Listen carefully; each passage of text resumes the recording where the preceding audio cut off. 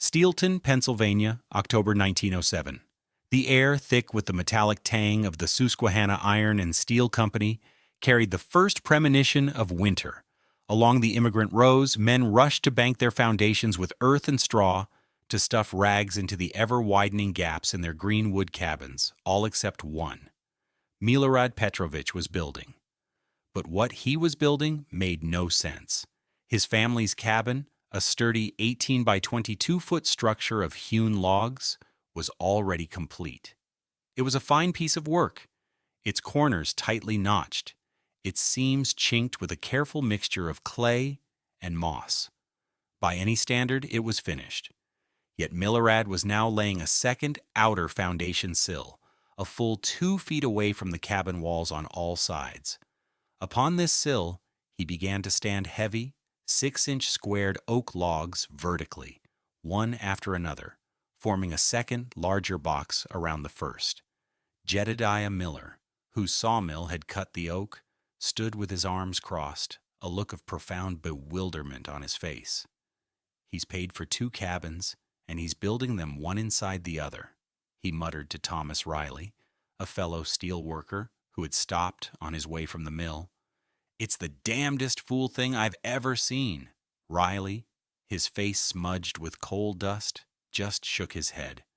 "It's a waste of good oak. What's he mean to do, keep his firewood in the gap? He could have built a whole shed for half the cost." The work was slow and methodical. Milorad, a man of quiet, deliberate movements, hoisted each vertical log into place, securing it to the sill below, and a plate above that would eventually tie into the extended roof eaves.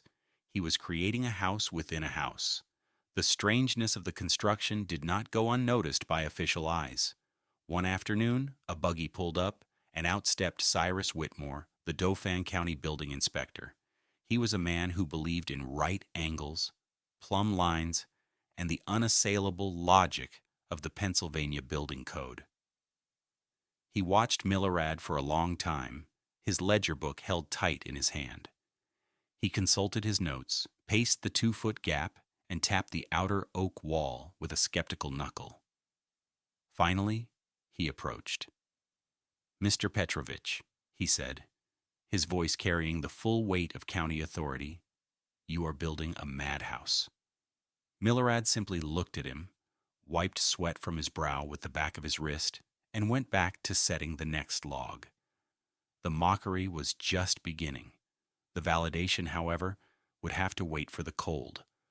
What did this Serbian carpenter, trained in the forested hills of Šumadija, understand about the physics of a dead-air envelope that the experienced practical builders of Dauphin County had missed? How could a 2-foot gap of empty space be stronger than a foot of solid wood? The answer to that question is a lesson in forgotten wisdom, a story of how old-world knowledge solved a new-world problem. If you appreciate tales of ingenuity and the triumph of quiet competence over loud skepticism, I encourage you to subscribe to our channel and like this video. I promise you will learn how a simple 2-foot gap of empty air can provide more insulation than a mountain of sawdust, and why sometimes the most powerful solutions are the ones that use nothing at all. Have you ever seen an old building with a strange feature you couldn't explain? Tell us about it in the comments below. Milorad Petrović was not a steelworker. He was not a farmer, nor a merchant. In the social ecosystem of Steelton in 1907, a town built around the ravenous appetite of the mill, he was an anomaly. Before coming to America, his hands had never touched the cold, greasy steel of a rolling mill or the raw pig iron that fed it. His hands knew wood, but not in the way of the Pennsylvania woodsman who saw trees as cords of fuel or lengths of raw timber. Milorad's hands, and his father's and his grandfather's before him, knew the specific language of the Divo Brvnara, the traditional double-log house of the Šumadija region in central Serbia. He was a man whose world was defined by the scent of pine resin and drying oak, whose primary tools were the broad-bladed adze for hewing and the specialized auger for corner joints. He understood the heft of a kiln-dried fir beam, the precise angle needed to shed a heavy mountain snow, the way a squared outer log skin could protect the main living structure within. In Serbia, he had built houses designed to be cool in the punishing summer sun and warm in the bitter Balkan winter. He didn't just build shelters. He built thermal envelopes, a concept for which he had no name, only a deep, ingrained physical understanding. He had arrived in Pennsylvania with his wife, Yelena, and their two small children, Marco and Sofia, drawn by the promise of work that paid in dollars, not dinars. The reality of that first winter, in 1906, was a brutal education. They lived in a standard-issue rental cabin, a single-walled box of hastily felled logs, chinked with mud that froze and crumbled. The cold that settled into the Susquehanna Valley was a physical entity, a predator that seeped through every crack and overwhelmed their small, cast-iron stove. That winter became a catalog of miseries, small and large.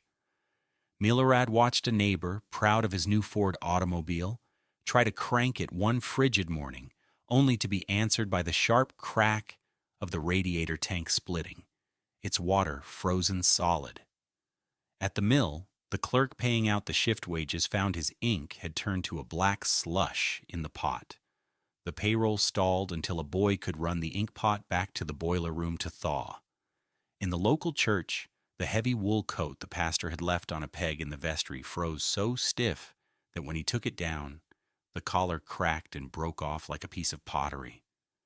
For the Petrović family, the misery was more intimate. Yelena spent her days feeding the stove, a constant losing battle. They burned through their winter's supply of wood by January and had to buy expensive, poor-quality coal from the company store. The children were always cold, their hands and feet numb. Sophia developed a hacking cough that wouldn't leave. They slept in their coats, huddled together under every blanket they owned, and still the cold found them. Milorad would lie awake at night, feeling the icy air move across the floor, and he would think of the houses he used to build. He swore that his family would never endure another winter like that. He would not build a Pennsylvania cabin. He would build a Shumatija house in the middle of Pennsylvania, and he would use the one material that was free and abundant, the air itself. The failure of the conventional frontier cabin was not a failure of material, but a failure of understanding. The typical Steelton dwelling, like thousands across the American frontier, was a fortress of brute force. It was built of thick logs or heavy planks, the philosophy being that a massive barrier was the only defense against the cold. But the cold did not lay siege to these cabins like an army. It infiltrated them like a ghost, using the very laws of physics to its advantage. The primary enemy was conduction. Heat energy naturally flows to cold, and a solid log wall, no matter how thick, is a direct bridge for that energy to escape. A 12-inch white pine log, a common building material, has an insulation value of about R12. In a calm, 30-degree evening, this was adequate. But when a 20 hectoliters polar wind slammed into that wall, the temperature differential became immense. The exterior surface of the log would drop to the ambient air temperature, and that cold would conduct, molecule by molecule, straight through the solid wood to the interior surface. A man could put his hand on the inside wall of his cabin and feel a profound, energy-sapping cold. Frost would bloom on the logs, fed by the moisture of human breath, a sure sign that the interior surface was below freezing. Then came convection. The cabins were assembled from green wood, which would shrink and warp as it dried. The chinking, a mixture of clay, mud, and sometimes horsehair or moss, would dry at a different rate. Gaps would inevitably appear. These gaps were highways for air. The warm, buoyant air inside the cabin, heated at great expense by the wood stove, would leak out through the upper cracks, while dense, frigid outside air would knife in through the lower ones. This created constant, imperceptible drafts. A candle flame would flicker for no apparent reason. A man sitting by the fire might feel warm on his face, but a chill would crawl up his back. The stove fought a constant, heroic battle, but it was only heating a small bubble of air in a house that was perpetually breathing in the Arctic. The home of Thomas Riley was a perfect example. He had one of the better-built cabins, yet his family's life was dictated by the stove. His wife cooked, his children played, and they all ate within a 6-foot radius of its heat. Beyond that circle, the cabin was a different climate zone. A pail of water left by the door would be skimmed with ice by morning. They burned through a cord of wood every 2 weeks, the rhythmic sound of Riley's axe splitting logs a constant soundtrack to the winter months. The problem wasn't that his walls weren't thick enough. The problem was that his walls were solid. Milorad began his project in late summer. First, he constructed the inner cabin. It was a masterpiece of traditional joinery. The 18 by 22-foot walls, made of hewn pine logs, settled and chinked with a meticulousness that drew admiring glances. "Now there's a proper house," Jedediah Miller had commented. "Shame he's going to hide it." Once this inner shell was complete, the strange work began. Milorad laid a new, independent stone sill in a perfect rectangle 2 feet out from the cabin's foundation. This task alone took a week of hard labor, leveling the stones and mortaring them into a solid base. Then came the outer skin. He had purchased 66-inch by 6-inch oak beams, each 12 feet long. Instead of laying them horizontally as any sane log builder would, he began standing them upright side by side on the new sill. Each vertical log was toe-nailed to the sill and braced, forming a bizarre-looking palisade around the finished cabin. The talk in the steelworker rows grew louder. It was one thing to be eccentric, another to be wasteful. Oak of that quality was expensive. "He's building a fence you can't see through around a house you can't get to," someone joked at the general store. Cyrus Whitmore's second visit was not a social call. He arrived in mid-October, his buggy kicking up the autumn dust. He carried his ledger and a copy of the 1903 Pennsylvania Fire Code. He walked the perimeter, his footsteps echoing in the 2-foot canyon between the inner and outer walls. "Mr. Petrović," he began, his tone formal and final, "I've reviewed the statutes. What you are constructing here is, in the eyes of the Commonwealth, 2 separate structures under a single roof assembly. The space between them constitutes an uninspected void." He flipped open his book. Section 4 regarding fire cell separation is quite clear. You cannot have a concealed, non-contiguous wall assembly of this nature. It's a fire hazard. The chimney passes through 2 voids. It's uninspectable. Milorad listened patiently, his hammer resting in his hand. He understood some of the English words, but he understood the inspector's rigid posture and pointing finger perfectly. Whitmore continued, his frustration growing at the man's silence. "This structure will not be certified for occupancy. I am issuing a citation. You are to cease construction of this outer wall immediately." Milorad looked at the solid inner cabin where his family was living. He looked at the half-finished oak stockade. Then he looked at Whitmore. "It will be warm," he said, his English quiet but firm. It was not an argument. It was a statement of fact. Whitmore's face reddened. "Sir, I am the county building inspector. It doesn't matter if it's warm if it violates the code." He wrote out the citation, a crisp sheet of paper that felt utterly important in his hand and utterly irrelevant in Milorad's. As the inspector's buggy departed in a cloud of indignation, Yelena came out, wiping her hands on her apron. She looked at the strange fortress-like structure taking shape. "Milorad," she said in Serbian, a gentle concern in her voice, "it looks like a house wearing a wooden box." Milorad finally allowed himself a small smile. He tapped the inner wall, then pointed to the outer one. "It is a box for the air, Jelena," he explained. "A coat. The air is what will keep us warm." He returned to his work, hoisting the next heavy oak beam into place. The mockery of his neighbors and the official condemnation of the county were just noise. The real test was coming, carried on the north wind. To understand the genius of Milorad's design, you have to understand the enemy. Heat transfer. Heat moves in three ways: conduction, convection, and radiation. A conventional cabin fails primarily because of the first two. Milorad's Devo Brvnara was designed to defeat them both with an elegance that bordered on magic.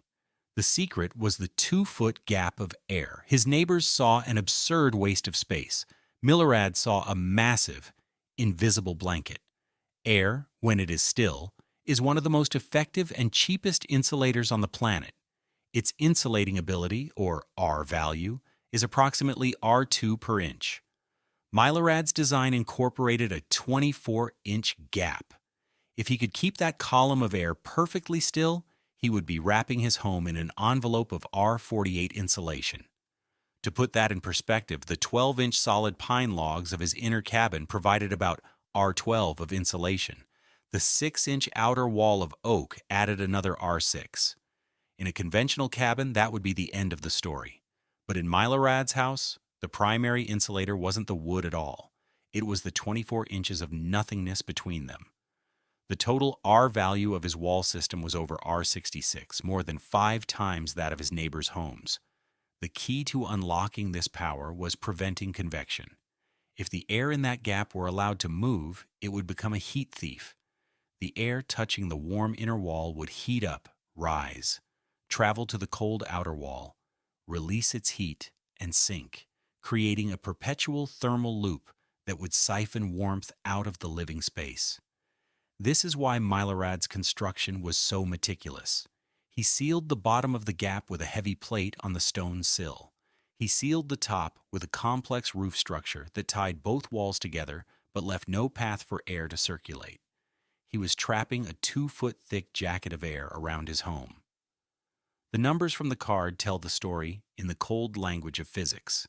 A typical cabin in Steelton, at an outside temperature of 20 degrees Celsius, would lose heat at a rate of approximately 30,000 BTUs per hour. This is like leaving a large window wide open. To maintain a livable temperature, the stove has to pump out that much heat continuously. Milorad's design, by slashing the rate of heat loss through conduction and convection, dropped that number to just 12,000 BTUs per hour. He had cut his heat loss by 60%. This meant that at a brutal 20-degree house outside, with a modest fire in the stove, the interior of a standard cabin might struggle to hold 47-degree F, a temperature of constant, miserable chill. But the Petrović house, losing heat at a much slower rate, would comfortably maintain 68-degree Ws. The difference was not just comfort, it was survival. His neighbors were trying to heat the entire state of Pennsylvania. Milorad was just heating his house. He had built a structure that worked with the laws of physics, not against them. He had built a thermos. That winter, the Susquehanna polar surge did not just arrive. It fell upon Dauphin County like a hammer. For 11 consecutive nights, the temperature plunged to 20 degrees below zero and stayed there. A relentless 25-mile-per-hour wind funneled down the river valley, a corridor of pure cold that scoured every surface and found every crack. A thick, choking inversion layer of coal smoke from the steel mill clamped down on the valley, trapping the frigid air and blocking out the meager winter sun. It was a winter that would be spoken of for decades, a benchmark for misery. For the residents of the immigrant rows, it was a waking nightmare. The Rileys burned through their woodpile and then started on the shed. Thomas came home from his shift at the mill to find his wife and children huddled in one bed, fully clothed, their breath pluming in the air of their own home. Jedediah Miller lost 3 of his best oxen. They simply lay down in the field and froze solid. At Elias Vance's general store, barrels of apples turned to mush, sacks of potatoes froze into stony clumps, and a crate of bottled tonics exploded, leaving a sticky, frozen morass on the floor. The very fabric of life was stiffening, becoming brittle and breaking. But at the strange, double-walled house on the edge of the settlement, a different reality was unfolding. From the outside, it looked as besieged as any other, its roof thick with snow, icicles hanging from the extended eaves. But inside, life continued with an impossible, gentle normalcy. The numbers were stark: 20 to grow outside, a steady 68 to grow inside. The Petrović family was burning less than half the fuel of their neighbors, a slow, steady fire in the stove more for cooking and cheer than for desperate survival. The proof of this victory was not in a thermometer, but in the small rituals of domestic life. One evening, as the wind howled arias of despair outside, Yelena was at the kitchen table, rolling out paper-thin sheets of dough for gabanica, a savory Serbian cheese pie. Her hands worked deftly, the butter for the filling soft and pliable in its dish. The air in the cabin was still and warm, carrying the scent of baking cheese and phyllo pastry, not the acrid smell of a desperately overstoked fire and damp, smoky wool.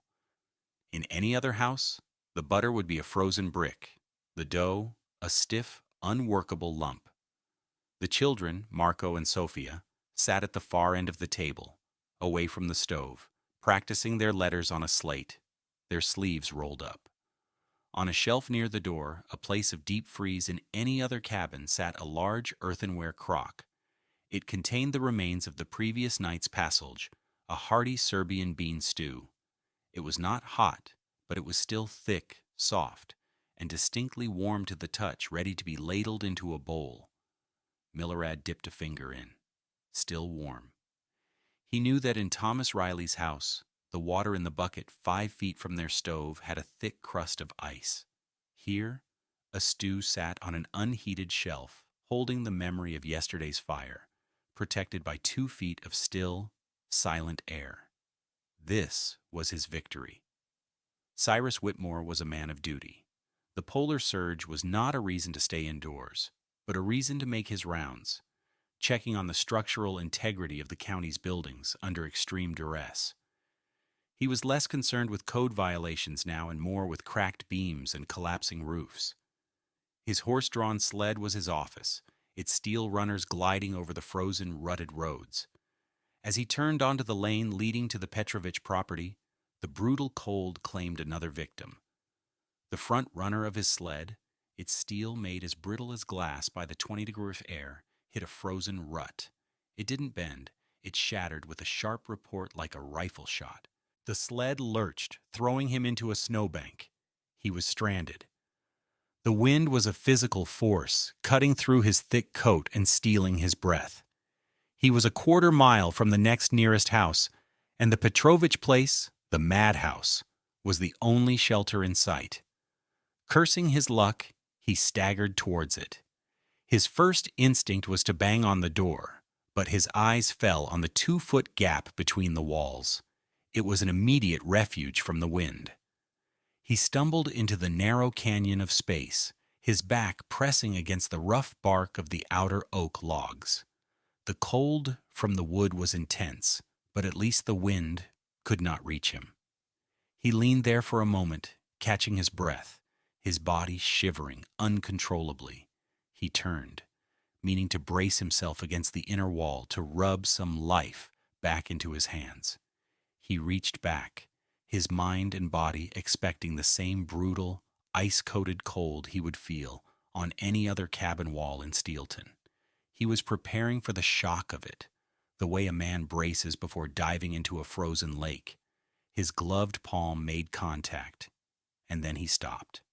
There was no shock of cold. There was nothing. Just the texture of hewn wood. Puzzled, he pulled off his glove. The air in the gap was frigid, but he had to know. He pressed his bare palm flat against the logs of the inner cabin. What he felt shattered his understanding of the world. It was warmth. Not a blazing heat, but a deep, steady, unmistakable warmth, like a brick taken from the side of a hearth. It was the feeling of life, of retained energy radiating out into the frozen gap. He stared at his hand, then at the wood, as if he had touched a ghost. In that instant, the neatly ordered world of building codes and conventional wisdom dissolved into nonsense. The paper citation in his pocket felt like a fool's errand. The physics Milorad had tried to explain was no longer an abstract theory. It was a living, breathing warmth under his own hand. He heard a scraping sound. A small, cleverly hidden access door in the outer wall swung open, and Milorad Petrović emerged, holding a lantern. He saw Whitmore, his face pale with cold and astonishment, his bare hand pressed against the warm wall. Milorad showed no sign of surprise or triumph. He simply held the lantern high. "Come inside, Mr. Whitmore," he said, his voice calm and even. "It is warmer in the house." Later, sitting in the impossible comfort of the Petrović cabin, a mug of hot coffee warming his hands, Whitmore looked around. He saw the children doing their lessons, Yelena humming as she tidied the kitchen. He looked at Milorad, the quiet man who had absorbed weeks of mockery without a word of protest. The inspector, a man of codes and regulations, struggled to find the words to describe the principle he had just experienced. Finally, he looked at Milorad, his voice full of a new, profound respect. "My God, man," he said, shaking his head in awe. "You didn't build a cabin. You built a coat for your house." Cyrus Whitmore's conversion was absolute and immediate. He did not tear up the citation. That would be a violation of his own protocol. Instead, he went back to his office, thawed his ink, and attached a 3-page addendum to the violation notice. It was a detailed, almost reverent technical observation of the Petrović double wall system, complete with temperature estimations and a crude but accurate drawing of the dead air envelope. He argued that while it might technically violate the letter of the fire code, its performance in the polar surge represented a significant advancement in cold weather construction that warranted further study. He was no longer a skeptic. He was an advocate. Word of the warm cabin and the inspector's astonishing reversal spread through the tight-knit Serbian community. The story found its way to a reporter for the Srbobran, the prominent Serbian-language newspaper published in Pittsburgh that served as the voice of the diaspora. Intrigued by a tale that mixed old country wisdom with new world success, a journalist traveled to Steelton in February of 1908. He found Milorad repairing Whitmore's sled runner in his impossibly warm workshop space, the two men now collaborators. The reporter interviewed them both, Milorad explaining the principles of the Divio Brvnara in his native tongue, and Whitmore corroborating the story with the authority of a county official, providing hard numbers on fuel savings and temperature differentials. In March, the Srbobran ran a full-page feature titled Shumatije Wisdom in the Susquehanna Cold. It detailed Milorad's construction method, complete with a clear diagram of the inner and outer walls, the sealed air gap, and the extended roof assembly. The article wasn't just a human interest story. It was a practical blueprint. The effect was immediate. For the Serbian steelworkers and their families living in flimsy company housing across Dauphin and Lancaster counties, it was a revelation. It was knowledge from home, proven to work in their new reality. That spring and summer, a quiet building boom began. By the autumn of 1908, 6 other Serbian families, including the Jovanović family in nearby High Spire and the Popovits in Lancaster, had encased their existing cabins in a second skin of wood. They followed Milorad's design, creating their own dead air envelopes. The following winter, their letters to the Srbobran were filled with praise, reporting fuel savings of 50 to 60% and a level of winter comfort they had never thought possible.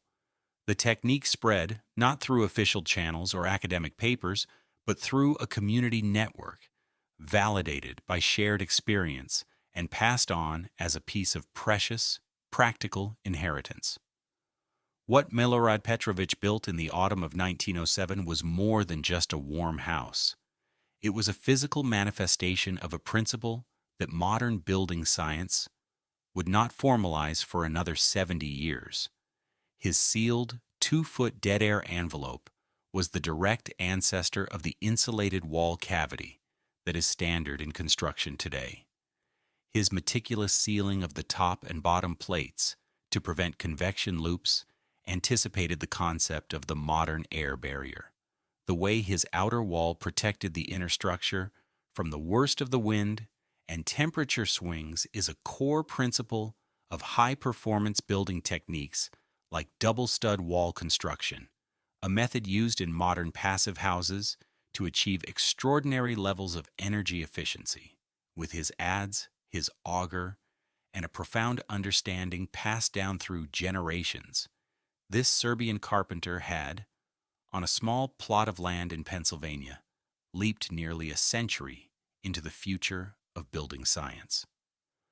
The lesson of Milorad Petrovic's house is a quiet and profound one. The frontier mindset, forged in a world of endless resources, often equated strength with mass and success with brute force. If a cabin was cold, you built the walls thicker. If the fire was not enough, you built it bigger and fed it more fuel.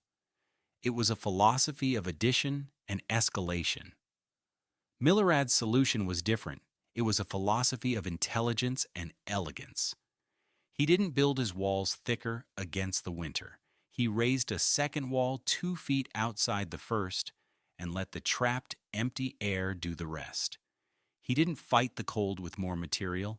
He outsmarted it by creating a space where the physics of heat loss simply could not operate efficiently. It was a victory of knowledge over force, of strategy over sheer mass. The most powerful tool he brought with him from the old world was not a physical object, but an idea. The immense power of nothing. In that empty, still 2-foot gap, he proved that sometimes the most effective shield is the one you cannot see. If you found this story of forgotten ingenuity as fascinating as we did, please take a moment to like this video and subscribe to our channel for more stories of how historical wisdom can inform our modern world. We'd love to hear your thoughts in the comments. What other invisible forces, like still air, do we often underestimate? Thank you for watching. Disclaimer: the content of this video is for educational and storytelling purposes. It is a fictionalized account inspired by real historical building practices and principles. The characters, names, and specific events depicted are products of creative reconstruction. While the scientific and engineering principles discussed are based on factual data, any application of these or similar techniques in modern construction should be undertaken only in consultation with qualified professionals and in accordance with current building codes, safety standards, and local regulations. This video does not constitute professional, technical, or legal advice.